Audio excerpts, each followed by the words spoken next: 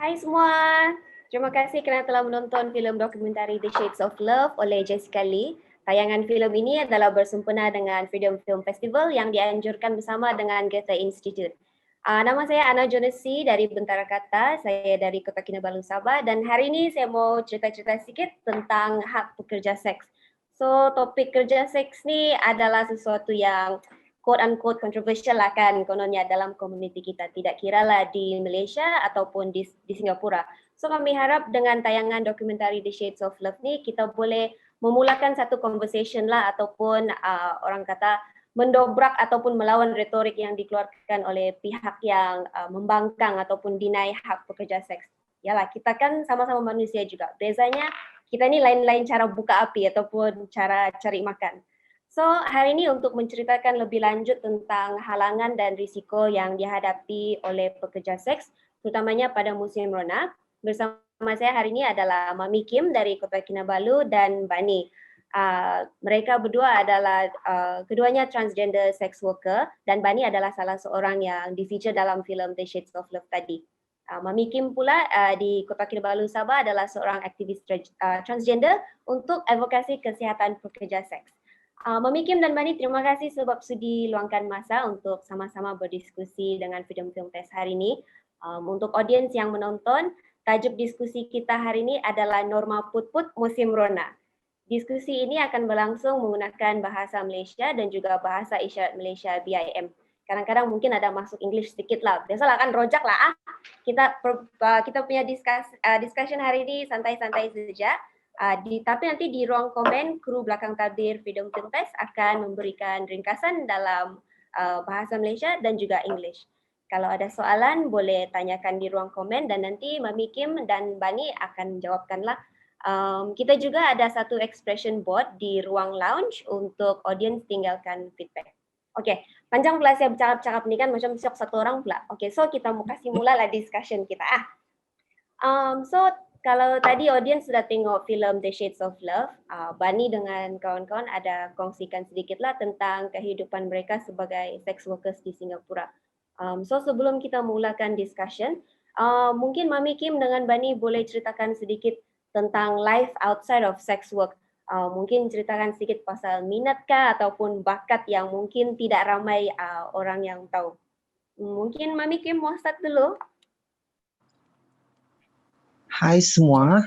Okey, terlebih dahulu terima kasih kerana orang bilang menjemputlah kan. And then okey, saya Mami Kim sekarang berumur 45 tahun dan seorang aktivis orang bilang membantu masyarakat dan komuniti daripada segi kesihatan, iaitu prevention awareness HIV and AIDS. Okey. Dan juga bakat-bakat yang terpendam Mami Kim ada kelulusan dari segi sijil kemahiran Malaysia tahap level 3, memang seorang professional makeup artist dan juga seorang freelance sex worker. Dan itulah sekarang saya kerja dengan sebuah NGO yang menawarkan orang bilang untuk ujian saringan secara percuma HIV AIDS, syphilis dan Hep C. Okay. Thank you Mami Kim. Bani? Hai, saya Bani, berasal dari Singapura. Kini sekarang sedang mencari kerja. Saya baru, nasib saya malang sikit, saya baru sahaja graduate daripada sekolah and then Rona pun sudah bermula. So sekarang menghadapi suka sikit untuk mencari kerja lah. So sambil ini boleh buat ini.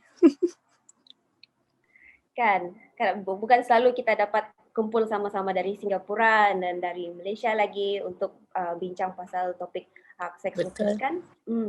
Okay, so thank you so much Bani. So sebelum kita mulakan discussion lagi kan, sebab hari tu waktu kita fikir-fikir pasal tajuk ni kita mau menggunakan linggo transgender di Sabah kan Mami Kim. So mungkin ada yang tertanya, apa bah sebenarnya maksud Norma Put-Put musim Rona tu? Cuba Mami Kim explain dulu sikit. Okay, erti put-put ni dalam orang bilang memang digunakan oleh komuniti maknya Sabah dari zaman dulu lagi. Put-put. Sekarang sudah meluas sampai ke Semenanjung Malaysia. Put-put bermaksud itu cari makan, cendot. Kalau Semenanjung cakap cendot. Begitu. Lepas tu musim Rona ni pula yang musim keadaan kita sekarang yang kita sama-sama dilanda orang bilang apa? COVID-19. Memang satu kepayahan lah bagi kaum komuniti untuk mencari makan. SOP kerajaan telah keluarkan dan bermacam-macam lagi lah. Dan itulah pengertian dia. Okay, thank you so much. Sebelum saya pun mau tahu juga kalau mungkin di Singapura ada terma yang sendiri yang native untuk Singapura kan. Tapi kita ada sedikit masalah teknikal. Kita punya juru bahasa isyarat dia punya video tengah offline, so kita tunggu Adrian masuk semula ya. Okay, Adrian cakap sorry. Okay, dia sudah masuk sekarang. Okay, so Bani, kalau di Singapura adakah linggo yang digunakan untuk describe sex worker? Ada juga. Biasanya kalau kita panggil cari makan, kita cakapnya ong-ong. Ong-ong tu dalam bahasa Cina itu maksudnya luck. So jadi kalau saya mau cari ong-ong, kita akan cakap ong-ong. Oh, okay. Ong-ong macam good luck lah macam tu kan? Okay, Bani. Okay, so kita boleh start sudah discussionnya. So actually saya kira-kira semalam waktu tengah fikir draft soalan ni, musim Rona kalau termasuk bulan ni sudah masuk bulan yang ke-9. Bagaimana situasinya sekarang untuk sex workers pada musim Rona? Like apa kesannya dengan kehidupan peribadi dan serta risiko yang dihadapi oleh sex workers di Sabah atau Singapura? Siapa-siapa pun boleh start duluan lah, Kim, Mami Kim ataupun Bani. Okay, saya mulakanlah dahulu ya. Okay, untuk di Sabah pula memang orang bilang dalam COVID-19 ni memang sebelum tu memang satu kepayahan lah untuk seorang trans tu cari makan, terutamanya yang hidup memang di lorong, memang dong susah untuk turun. So, orang bilang di sini SOP dia sangat ketat. Dan kerajaan pula ialah hanya memberi bantuan kepada orang bilang masyarakat saja. Dong tidak nampak macam ialah hak untuk membantu komuniti. Lagipun komuniti takut untuk tampil sebab kalau macam ditanya pekerjaan dorang dari segi apa, dorang segan nak mau beritahu orang bilang, yalah, dorang seorang pekerja seks. Memang dorang tidak akan dibagilah. Okay? Lepas tu dari segi pula macam itulah komuniti ini terpaksa mengharap bantuan-bantuan daripada orang bilang NGO, macam contohnya Bentera Kata dan NGO yang lain lah yang prihatin yang boleh membantu mereka. Dan banyaklah permasalahan mereka dari segi macam kewangan, daripada segi sewa tempat tinggal, memang ada yang terpaksa orang bilang kena halau. Memang macam-macam kes lah di sini waktu keadaan COVID-19 ni. Macam tu. Okay. Dan di Singapura pula sekarang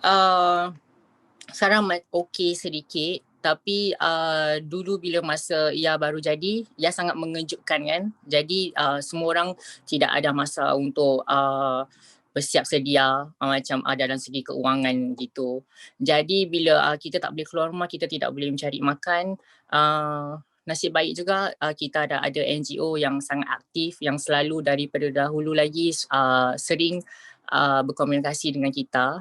Jadi Project X sekarang dapat menolong kita dengan segi bagi funding ataupun duit pasar yang kita tidak dapat, kita tak dapat ini daripada kerajaan. Thank you so much Bani dengan Mami Kim. So dari cerita Mami Kim dengan Bani tadi, mungkin ada satu persamaan dalam struggle di Sabah dan juga di Singapura, iaitu kita susah mau mendapatkan bantuan rasmi lah macam tu kan kalau dari kerajaan disebabkan oleh status pekerjaan sebagai seorang pekerja seks. So kalau macam tu halangan dia sekarang ni lebih berlipat ganda dan lebih rumit lah kan, dan risiko dia pun kalau orang cakap kalau dulu ada satu set risiko, sekarang ada satu risiko yang lain lagi. So dengan adanya kekangan macam ni, macam mana pekerja seks di Sabah dengan Singapura mau memastikan keselamatan, kesihatan dan juga kelangsungan hidup? Okey, bagi di Sabah pula macam yalah kalau untuk kehidupan di lorong memang terpaksa diberhentikan dan sekarang mereka lebih kepada online online seperti macam WeChat, MiChat macam tu. Dan memang dari segi orang bilang keselamatan pula memang berbahaya, terpaksa mengharungi dan langkah-langkahnya macam kami terpaksa macam mengikut SOP yang diberikan oleh Jabatan Kesihatan lah, KKM. Macam biasanya kalau macam contoh si ada customer, okey, yalah kita tak tahu keadaan dia sehat ke apakah, lepas tu macam kalau dia sudah sampai rumah tu kita macam suruh dia first memang suruh dia mandi lah. Lagi bersih orang bilang lagi selamat. Macam tu. Itu orang bilang salah satu untuk menjaga keselamatan kami lah. Begitu. Lepas tu iyalah SOP, lepas tu banyak lagi lah dari segi macam bisnis online ni memang banyak kalangan juga, mungkin masing-masing orang bilang masalah kewangan, jadi ada di antaranya memblok, macam memblok dari segi MiChat, WeChat dan menjadi masalah kepada komuniti dan terpaksa membeli SIM card baru, and then begitulah penghidupan dia yang berlaku di Sabah ni. Okay. Dan di Singapura juga sama juga macam Mami Kim, kita mengikut SOP, sedikit SOP lah macam mandi ataupun suruh diorang sanitize. Dan kadang-kadang pun saya akan menyoal mereka macam kalau diorang foreigner, kita selalunya kita akan tanya daripada negeri mana ataupun mereka datang dari negeri mana ke apa. Kadang-kadang bila permulaan tu bila dengar daripada China ataupun diorang datang dari China pun agak-agak sikit untuk ambil. Tapi ya itulah risiko paling besar lah. Kadang-kadang pasal saya pun takut ya, di Singapura selalunya setiap kes diorang akan keluarkan di surat khabar. So selalunya risikonya itu amat besar lah. Saya takut nanti terkeluar kat surat khabar. Lepas tu nanti akan orang menyakapkan saya ni seorang sex worker dan sebagainya. Dan family also dapat tahu. So itu yang paling saya takutkan.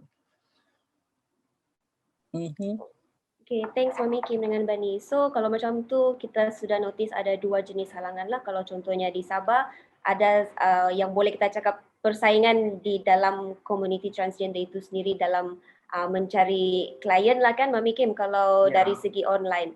Kalau di tempat Bani pula di Singapura, stigma bahawa sex workers ni kalau ada orang positif saja, oh ni mungkin sex worker sebab dianggap sebagai pembawa COVID-19 lah pula macam tu.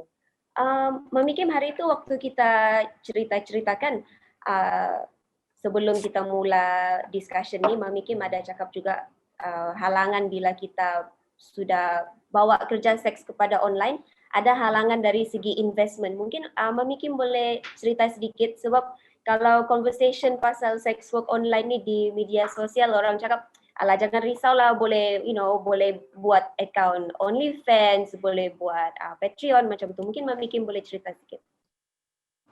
Okey, memang kalau diikut banyak kekangan dan masalah lah dari sini. Macam dari salah satu yang membuat masalah pada diri adalah orang bilang maruah dia terpaksa macam sebab macam kalau siap dia ada pelbagai tahu. Dia boleh walk in dan dia boleh orang bilang on video call dan pembayaran melalui banking transfer, dan di situ orang bilang permasalahan dia macam contohlah seorang community transgender macam dia punya data terpaksa diberikan.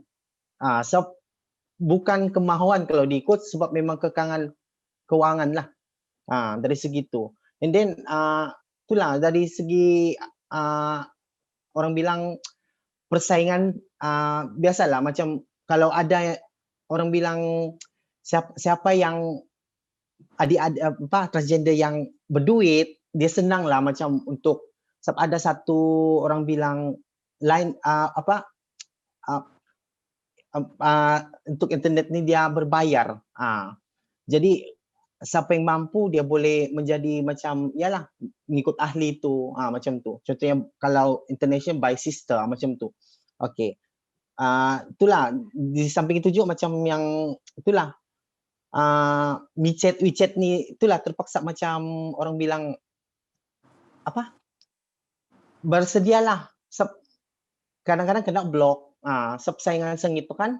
Di antaranya itulah. Itulah. Kalau Bani pula di Singapura macam mana?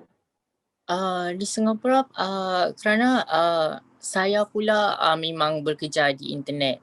So saya tidak ada masalah sedikit untuk menghadapi masalah inilah. Jadi saya faham pasal ada sekeliling kawan saya juga yang bekerja di lorong, mereka susah untuk adapt into this internet punya, pasal mereka tidak suka sukar bagi mereka lah untuk menghadapi ini semua. Jadi saya faham Mami Kim punya situation tu macam mana. Ya, memang cuma di Singapura, Singapura ni kecil kan. Jadi kita tidak ada masalah sikit untuk berjumpa atau apa.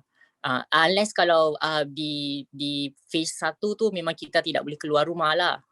Tapi nasib baik sekarang kita masih boleh berjumpa dan sebagainya. So senang sedikit untuk kita berjumpa dan Singapura also kecil. Dan pasal Singapura also bila waktu Rona kurang sikit persaingan. Pasal yang di negeri lain semua sudah pun balik ke negeri, so di Singapura kurang sikit persaingan. Oh macam tu. Okay, that's very interesting. Thank you so much Bani. Okay.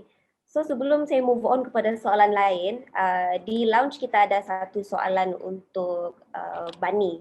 Soalan dia, is it easy to leave the sex industry? As you mentioned, having the intention to not do this forever and that you just graduated 12 years doing sex work. Do you think the aura of sex workers is part of you and that men can feel it from you, thus still looking at you as a sex object? Bani, kalau Bani rasa tidak mau jawab pun, it's up to you ya. Okay, okay boleh. Itu memang sukar lah. Pasal kita punya habit spending dan time management sudah lain bila kita sex work dan bekerja biasa. Memang sukar untuk transfer, tapi nasib baik saya saya part time sex worker dan part time bekerja. So selama ini 12 tahun saya ada bekerja juga. Jadi memang sukar sangat untuk saya transfer, tidak fokus. Sebab tu kadang-kadang saya selalu advocate sex worker untuk habis sekolah. Jadi kalau mereka habis sekolah, mereka dapat gaji pun cukup untuk hidup, mereka senang sikit untuk transfer. Dan bagi saya susah sikit pasal saya gaji rendah. Jadi sebab tu saya how do I say this? Saya struggle lah untuk kerja, untuk sex work dan untuk bersekolah. Ketiga-tiga dalam satu kali lah. Tapi ya boleh. Saya rasa masih boleh lah, cuma amat sukar lah. Thank you Bani. Actually memang struggle untuk trans sex workers ni dia berlapis-lapis kan, dia ada banyak layer. Mami Kim, sebab kita bercakap pasal kerja kan tadi, mungkin Mami Kim boleh cerita sikit macam mana situasi dia di Sabah ataupun di Malaysia secara lebih luas lagi, peluang pekerjaan untuk trans sex workers untuk masuk ke arena yang lebih mainstream. Okay, firstly itulah macam Sabah Malaysia memang orang bilang satu dari segi kekangan memang orang bilang negara agama Islam. Okey, itu satu. Jadi macam kalau di antara macam negeri-negeri dia ada macam-macam orang bilang akta. Macam tu. Jadi macam satu kesyukuran kepada transgender untuk macam contohlah untuk bertukar perwatakan. Sebab ada di antaranya macam macam negeri-negeri, dorang terpaksa menjadi lelaki, berpakaian lelaki supaya dorang nampak boleh diambil kerja, macam tu.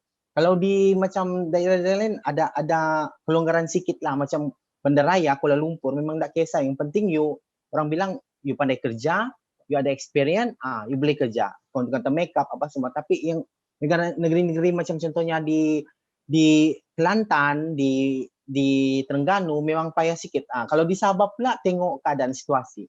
Tapi kebanyakan adik-adik di Sabah ni memang orang bilang memang cari makan lah, kesian.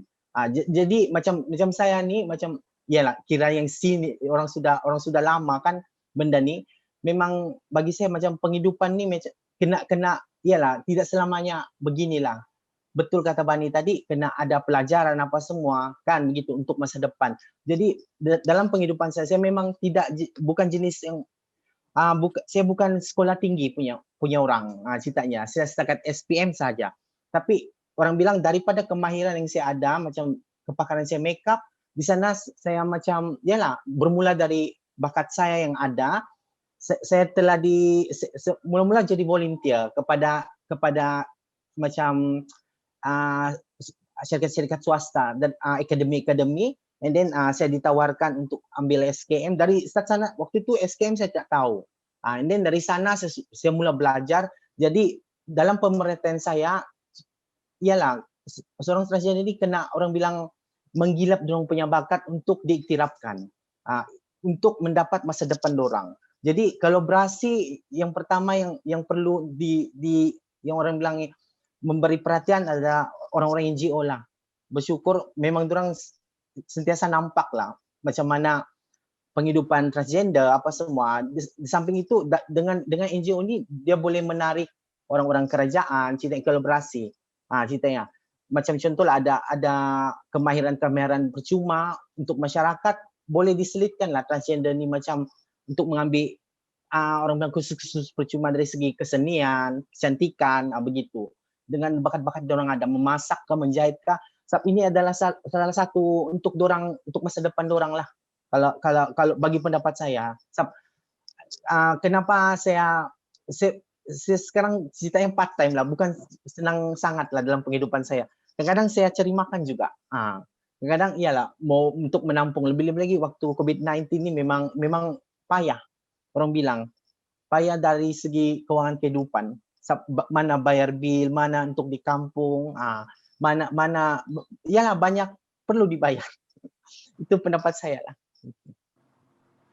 Thank you Mami Kim. So Mami Kim pun cakap tadi yang cabaran kita ni kan, walaupun kita ada skill, kita boleh memasak, kita boleh mengandam, makeup, pelamin semua ni kan, apalagi di musim Rona ni cabaran tu masih ada sebab kita masih belum lagi ada orang kahwin besar-besaran atau belum lagi ada fashion show macam tu kan, semuanya kebanyakan dibuat online.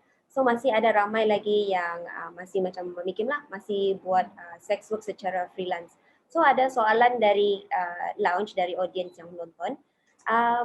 Mami Kim ataupun Bani, soalan ni untuk Mami Kim sebab untuk Malaysia. Mami Kim rasa ada harapan ke untuk Malaysia ni legalize sex work? Maksudnya sex work ni sudah tidak dianggap sebagai satu jenayah di Malaysia, dan adakah cara-cara yang Mami Kim merasa boleh orang ramai membantu untuk kita mencapai goal supaya sex work ni bukan lagi dianggap satu jenayah di Malaysia? Okay, bagi pendapat Kim, ialah dari orang bilang dari usul asal Malaysia ni memang payah lah untuk mengiktirafkan orang bilang pekerja seks ni sebagai satu kerja lah. Macam yang Kim cakap tadi, negara Malaysia kan negara Islam. Memang kontroversi lah benda ni. Itulah banyak di antara yang transgender macam dari Sabah ni, dorang berhijrah pergi dari orang bilang dari Sabah ke Semenanjung Malaysia, dari Semenanjung dorang pergi overseas. Contohnya dorang kadang-kadang di Singapura, kadang-kadang dorang di Australia, dan kawan-kawan masih ada yang di sana, di Amsterdam, semua di sana. Sebab yalah, memang sudah kehidupan dorang begitu, orang bilang. Dengan aset dorang ada, itulah sudah cantik apa semua kan. Jadi itulah macam bagi pendapat saya ni, yang memain peranan sekarang yang penting adalah ceritanya dengan adanya NGO ini, doranglah perantaraan macam bagi community untuk menggilap, untuk mengeluarkan mereka dari orang bilang daripada, yalah, dorang sebetulnya semua trans ni dorang berbakat. Dorang memang ada bakat tersendiri. Dorang memang insan-insan yang istimewa bagi saya lah. Dan yalah, memang dorang penuh dengan bakat. Jadi bagi pendapat saya begitulah. Setuju sangat Mami Kim. Okay, soalan sudah makin banyak di ruang lounge. So saya baca dululah soalannya. So tadi kita bercakap pasal bakat dengan peluang pekerjaan kan, dan juga NGO ataupun kolektif-kolektif independen yang menjadi perantaraan antara pihak berkuasa dengan komuniti dan lain-lain. So Bani dengan Mami Kim rasa adakah pihak berkuasa di Singapura dan Malaysia sejak musim Rona ni, adakah dorang longgarkan kekangan tanggapan moraliti untuk menghulurkan bantuan kepada pekerja seks, atau pihak berkuasa ni lagi banyak menyusahkan kehidupan pekerja seks sempena musim Rona ni? Komen sikit. Okay, Mami Kim boleh. Okay, bagi permasalahan di Sabah ni, di Malaysia memang payah sangat lah kalau diikut. Dorang mengharap hanya micet dan wechat sahaja online. Dan kalau, iyalah memang orang bilang, memang dorang memang menyusahkan. SOP sudah dikeluarkan, kita kena ikut patuhan Kementerian Kesihatan dan Kerajaan. Dan contoh, tak ada mask, kena fine 1,000. Dalam masa keadaan begini, itulah macam memang satu tekanan, masalah besar lah bagi komuniti juga. Mungkin bukan kepada komuniti saya, masyarakat yang lain macam diberhentikan kerja sebab dia punya industri syarikat tidak boleh dijalankan. Jadi benda ni memang menyusahkan lah. Dan itulah yang membantu, yang setakat yang nampak badan-badan NGO yang membantu yang masyarakat masa sekarang. Sebab kalau harap kerajaan BRIM, berapa sangat kerajaan boleh bagi.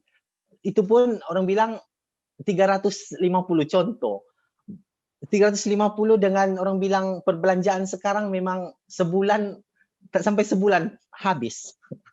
Itu pendapat saya. Bani pula macam mana? Di Singapura juga sama dengan Mami Kim juga. Pertolongan dari kerajaan itu ada, tapi memang sukar untuk kita mendapat.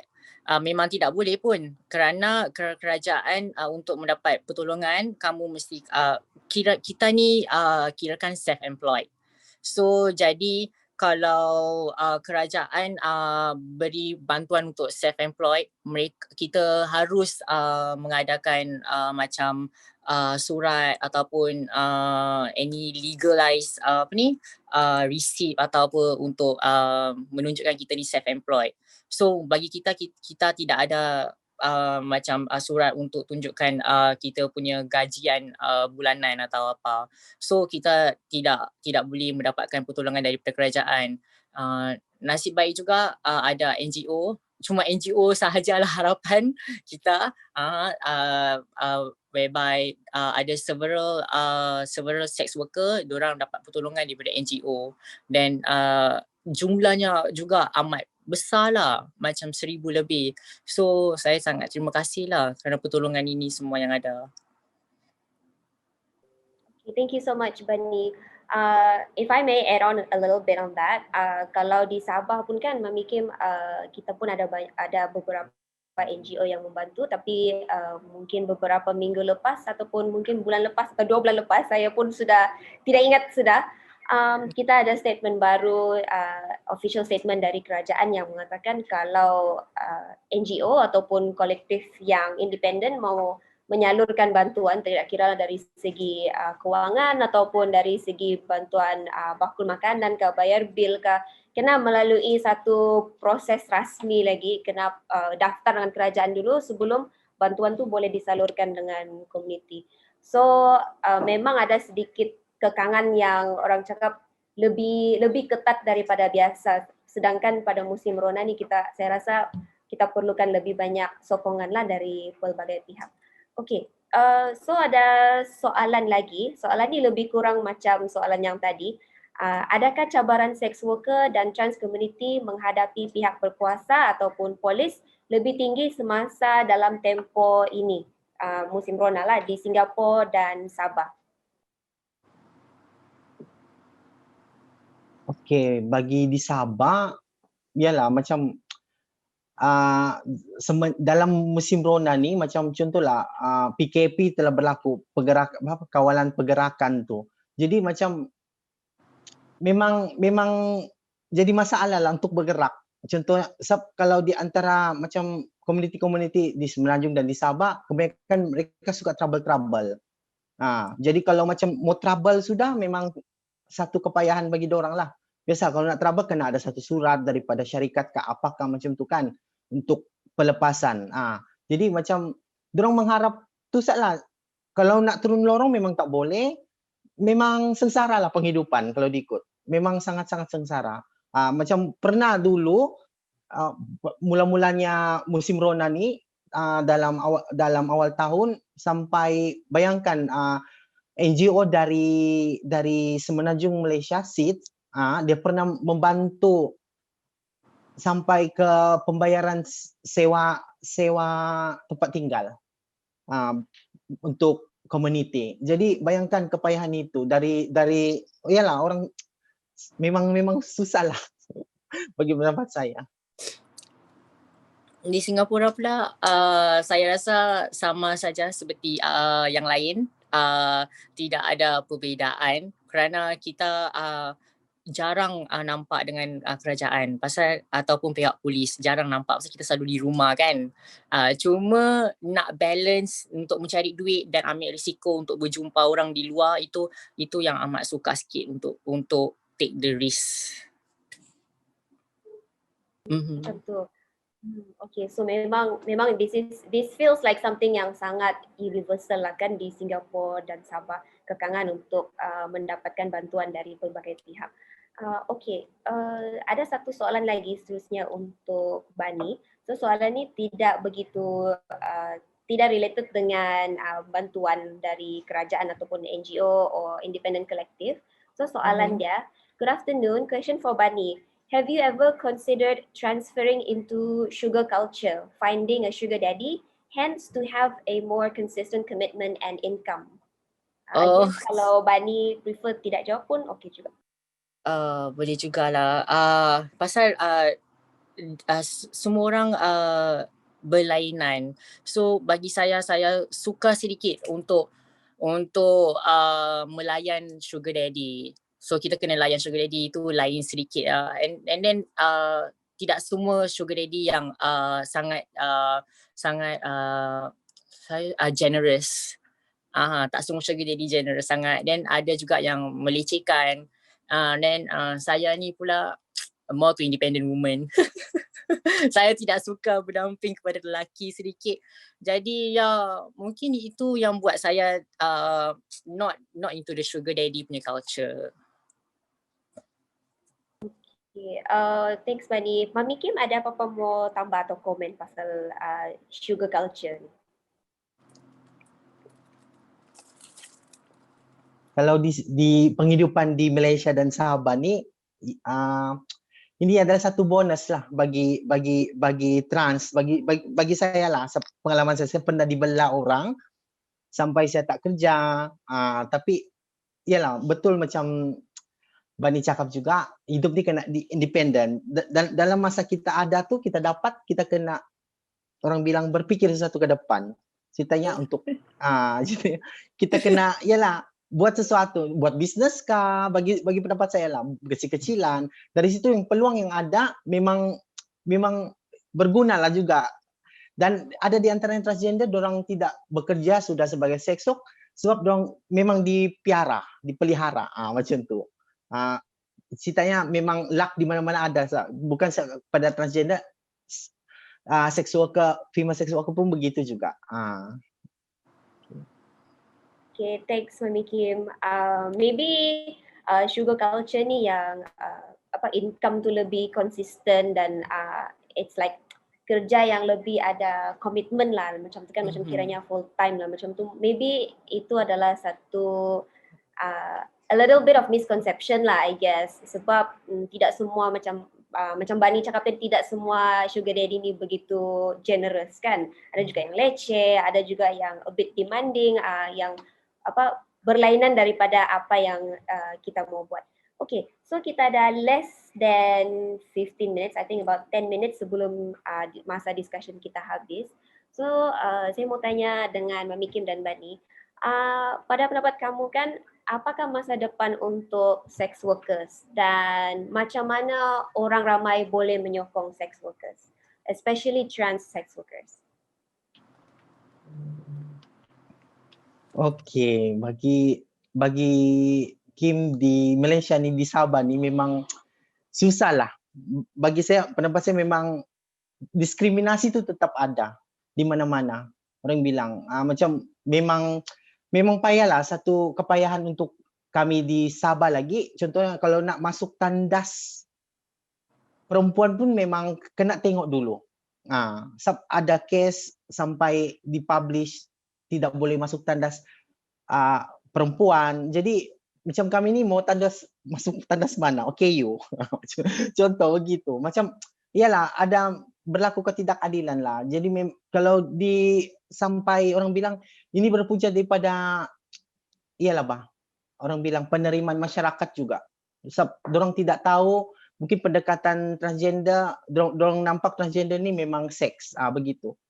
Memang begitu, memang iyalah, memang negatif lah diskriminasi terhadap dorang. Bagi saya begitulah. Memang susah untuk no idea bagi saya. Dan di Singapura pula sekarang mungkin agak sukar, tapi saya rasa ada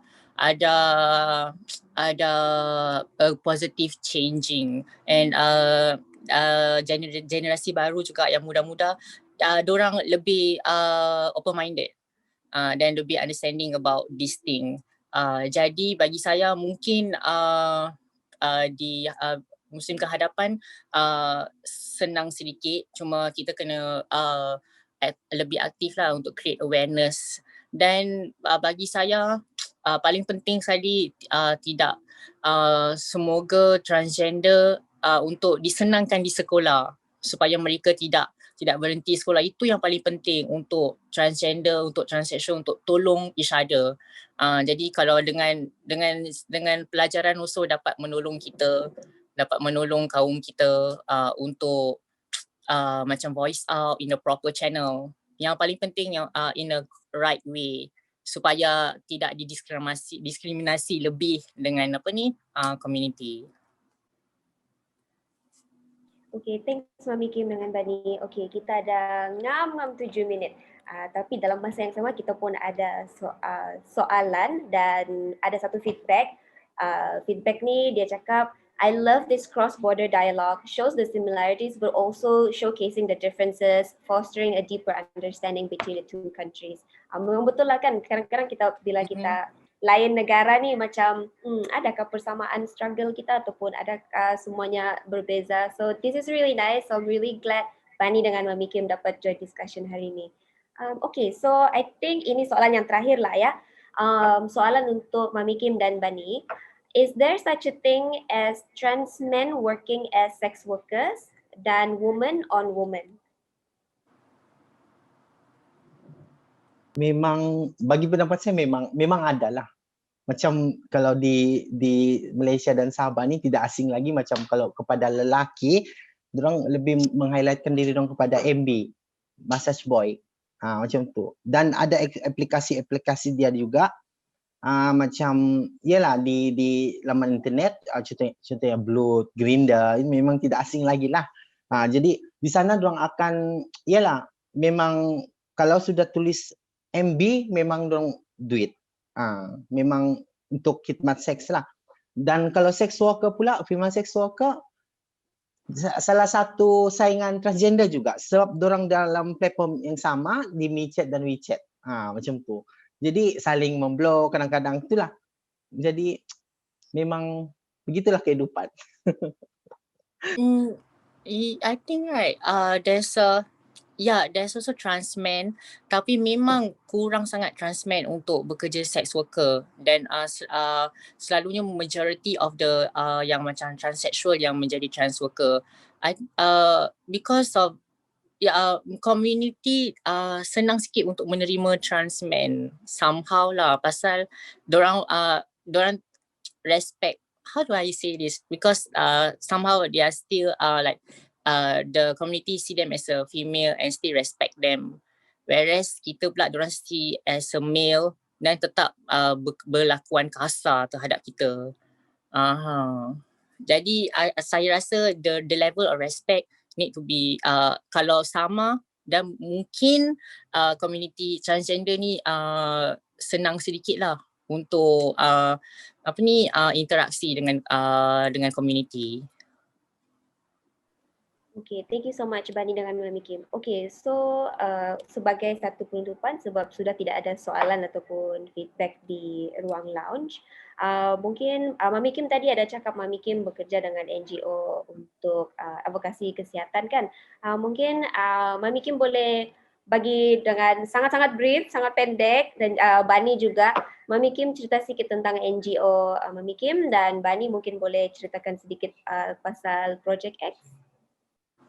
Okey, bagi di Sabah saya bekerja dengan di bawah NGO iaitu bernama KASI, iaitu Sabah AIDS Support Association. Ceritanya memang ujian saringan percuma lah kepada kesihatan untuk FC, Syphilis dan HIV secara percuma. Boleh datang ke pejabat kami yang berada di Kota Kinabalu, boleh dialu-alukan datang.